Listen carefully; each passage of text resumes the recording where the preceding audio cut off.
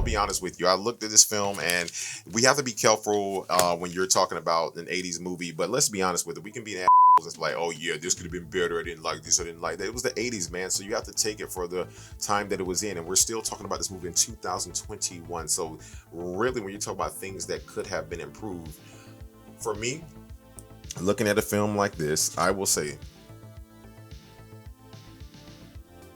it's a reason why I have this void in my body right now, and it's not for any other reason. What I would have improved would have been nothing, and I mean that with all my heart because of the fact. Yes, call me biased, call me Billy Bias here, because again, the, the things that were done to this film. I mean, I'm talking about before we even interviewed the guest. Mm-hmm. The things that were done still to this day is better than films that I've seen now. I have more to say about that happens now. Like, don't get me wrong, I understand that we're in the 20th century and Tenet should be this brilliant thing, and I don't not like Tenet. There's just something missing. Right, I'm an adult. Listen, there's no such thing as too creative, but there's a such thing as missing your target audience. My room for improvement is, it feels so weird being put in this position because I always fancied myself a rebel, someone that likes to test the boundaries and. What the f***? I'm sorry. That's supposed to be on silent, bro. I'm sorry, brother. I really apologize. I'm sorry. Go ahead. Reset. Find my chi again. Gee, I'm sorry, brother. I like to consider myself to be somebody that tests the boundaries, that is a rule breaker. Not a rule breaker, but I'll walk right up to the line. Especially when it comes to creating stuff, to go against the grain and make something that puts people at ease. Correct. To a certain degree. That's me. Okay. So I don't feel comfortable having this problem with the movie, but at the end of the day, I'm also a parent, and I'm getting older, and my perception is just changing a little bit, and even beyond. Pushing boundaries, pushing envelopes. What I would prioritize more than that, even in the creative process, is protecting the innocence of children. Before you continue, did they do anything different than any other movie in the 80s was doing?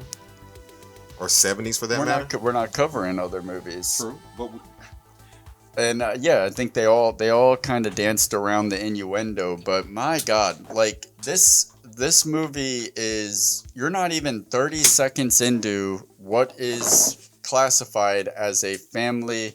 Let me give you a few seconds. Protecting the innocence of the children. And like you were saying, the other movies had did this around that time too. They danced around innuendo. That's fine. But this, we're talking about the Goonies. So, and this one seemed a little bit more egregious than most, because what really took me off guard was when 30 seconds into it, we see a dude hanging in a jail cell. And sure, like, we find out mere moments later that this was a hoax. He's not really committing suicide, but it's still a traumatizing image for kids. Even for me, it was like, holy shit, I was not prepared. Even I forgot about that part. And I legitimately was surprised when I saw feet dangling. Like, I checked like the title. I'm like, did I click on the right movie? Is this really the family film, The Goonies? There's a dude hanging in a jail cell. And it's just a traumatizing image. So you have that, and then it goes from that to like, we're not even 5 minutes into the movie, and you have, like we were talking about, playing with David's dick on the statue, and all the kids literally like holding on to that, and then like the heroin in the second drawer, and Corey Feldman like listing off all the drugs, and really, I mean, I'm fine with the drug jokes because whatever, it's funny, it played, it was one of my bigger boats, but the guy hanging. I mean, they couldn't have thought of a better. They definitely could have. These are like the creative geniuses of the 80s of filmmaking, of storytelling. They could have absolutely come up with a better scenario for that jail escape scene than having an opening shot of a dude killing himself.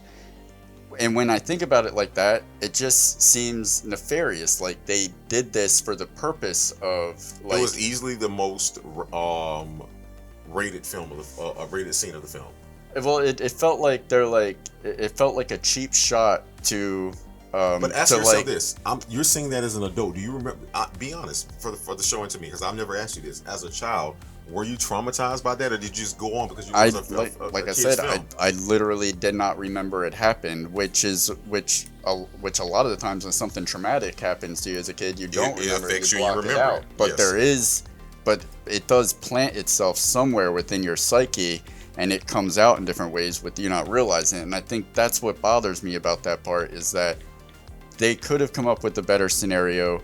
They chose to do that for the almost for the sake of embedding this in the hearts and minds of kids. So there's that's kind of like fing with the innocence of children, opening up a family film with that kind of imagery. And you don't know, like there could have been a kid who lost his dad to suicide. Like it's just unnecessary.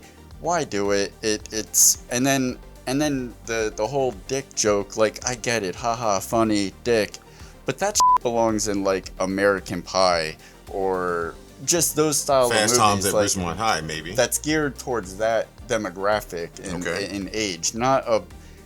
To me, with especially with all the rumors that you hear about like weird going on with child actors and producers and the infamous casting couch, when you have a moment like that in a movie, it's like you're it doesn't bode well with all the stories that you hear about child actors, especially around that time.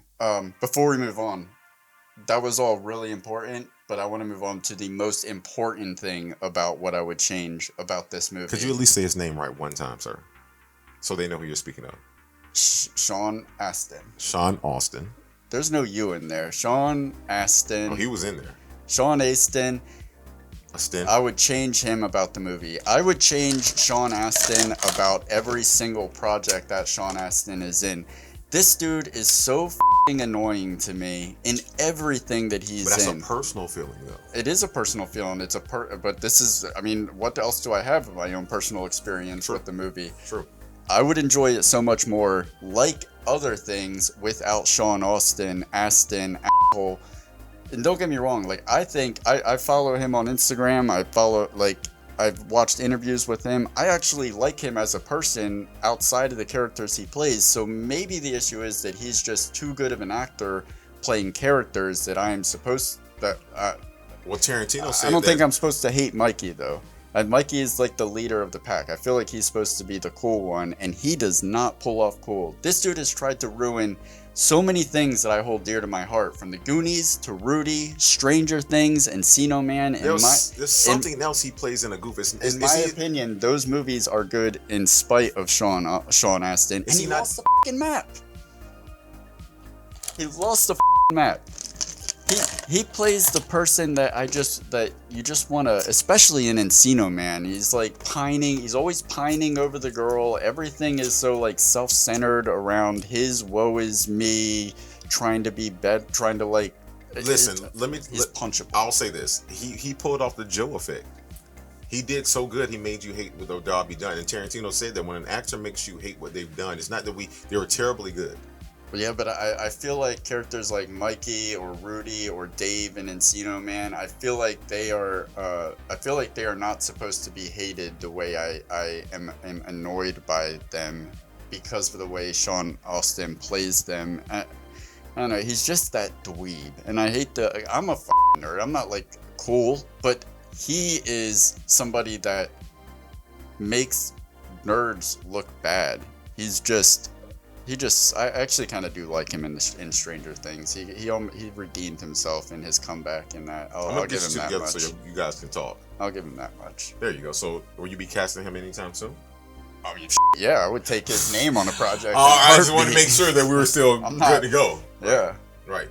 All right. So that's what we would change about this fantastic film that we have no right to have anything to say about what we would change about, but here we are anyway.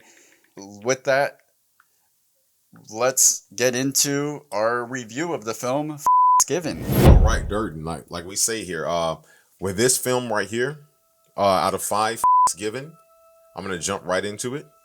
I would give this film 5.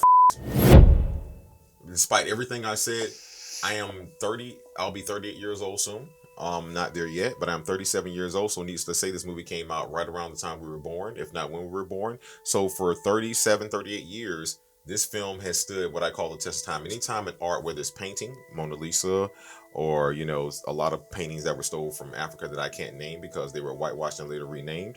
Whether it's the movies or music or art, things that stand the test of time, I love. I'm not giving this five because I grew up with it. I grew up with a lot of films that will never make this list. Mm-hmm. I'm not going to name them, but I grew up with them. Double Impact, still with you, dude.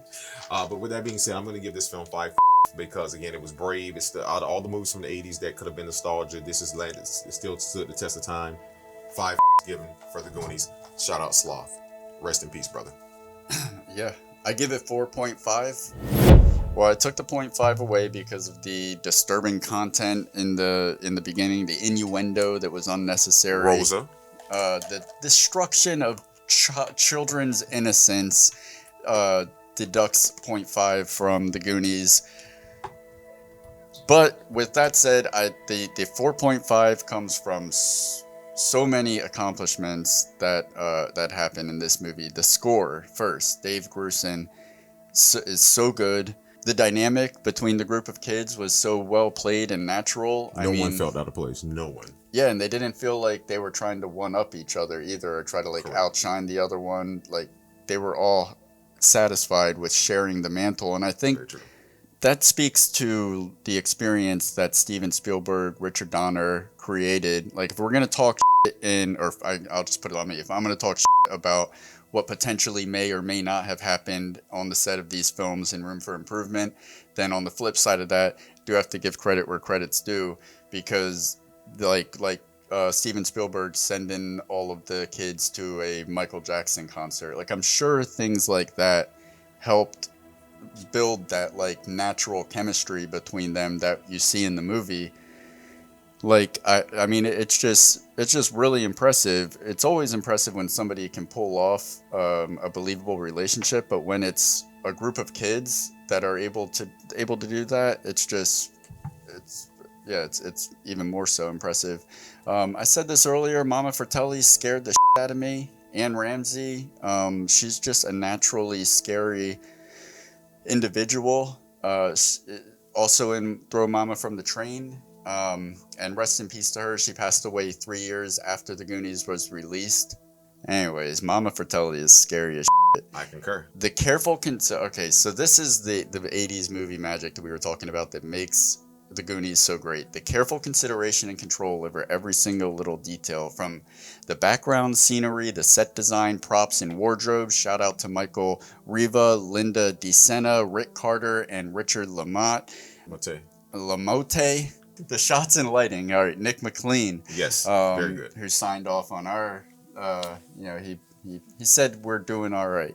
He didn't have any notes. Then that's good. Yeah. That's good.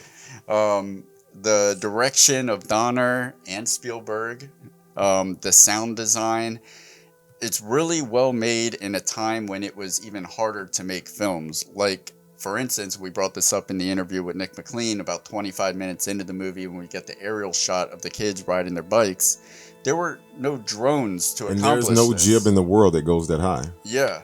They didn't just say, we want a helicopter shot. No. They said, we want the absolute best helicopter shot. We want a helicopter shot that doesn't look like a helicopter shot. Like somebody was hanging out of the camera, out of the helicopter while they were filming that. It was crazy. Seriously. Just, I mean, the consideration that was given to every little moment and detail in this movie shows, crazy, bro. And it creates this magical experience that you can buy into, and it has something. There's something with depth that today's movies, that today's material lacks a lot of the time.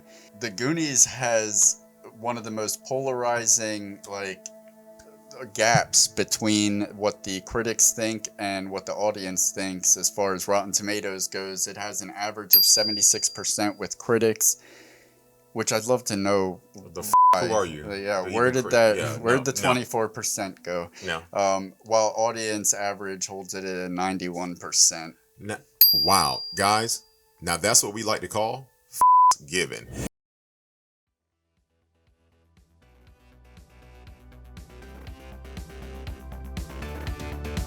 Why don't you subscribe? It'll last longer.